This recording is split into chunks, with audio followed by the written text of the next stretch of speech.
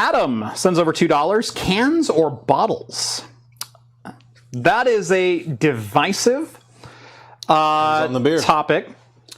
I'll say it depends on the beer, but there's also a right answer to this. No. Yes, there is. Glass imparts less flavor into the beer if you're drinking straight out of a bottle.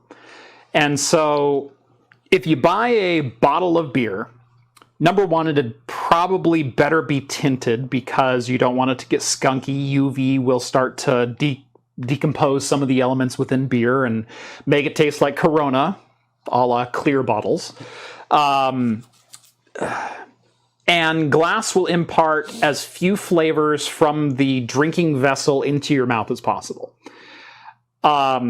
Tin cans, aluminum cans, have a disadvantage of aluminum does have a taste. Now, inside of a can, if I were to put this can into a container of gallium and dissolve the aluminum away, there's a plastic membrane on the inside of this can that prevents the beer from touching the metal.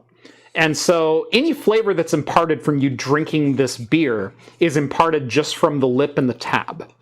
There is no light getting in here, and there is a near zero possibility of any kind of leak or breach or things like that. Whereas you have a greater than 1% chance of a wax seal on a bottle cap coming loose and non-explosively depressurizing, ruining your beer. I've had that happen with a number of cellar-aged beers and things like that in bottles. If you are looking for the purest form of drinking a beer the way a brewer intended, the can is the correct answer. Okay? That is the right answer. Okay, yeah. If you are looking for the best drinking experience straight out of the vessel, the bottle is the correct answer. But more often than not, you should buy a can and you should pour it in a glass. You get the best of both worlds with the best possible source. Yeah. There you go. Yeah. And aluminum, better for the environment. And also, they did a study about this years ago. Probably, I remember reading it probably around 2013 or so. And the study was about Fat Tire from New Belgium. Fat Tire Amber Ale from New Belgium. New Belgium, yep. And they did like a blind taste test. And people preferred far more often the beer out of a can. Mm-hmm. And they tried to deduce why that was, and for whatever reason, they kind of came up with a conclusion that that the aluminum brought out the more caramel notes in the beer.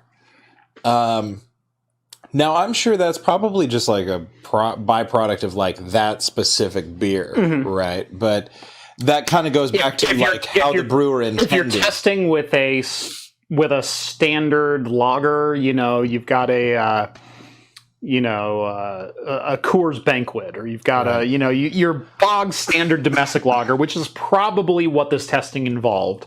They usually, when they're talking about beer, they're talking about mass produced, and they're not getting into craft or artisanal or things like that. So yeah, if I'm talking about a Coors Banquet, yeah, chances are I'm going to have a better experience out of a can than out of a bottle. I don't know though. But they make those stubbies now. I mean, you're going to buy Coors Original, man. You may as well buy a case of Stubbies. Mm-hmm. I think that's how those were meant to be drank. Did they even know what aluminum was back then? In the 1800s? When Adolf Coors himself first tapped the Rockies? Don't know if Coors they did. Light. No, we're talking Coors Original, son. Okay, Coors Light, subpar beer. Coors Original... Okay, there's a reason it's still the king of beers. Beer. It's the king of beers. Or is that Budweiser the king of beers? Budweiser's the king of beers. Tap the Rockies. Yeah. Okay. No, Coors is the banquet beer. Yeah. Yeah. You know who have banquets? Vikings. Chew on that.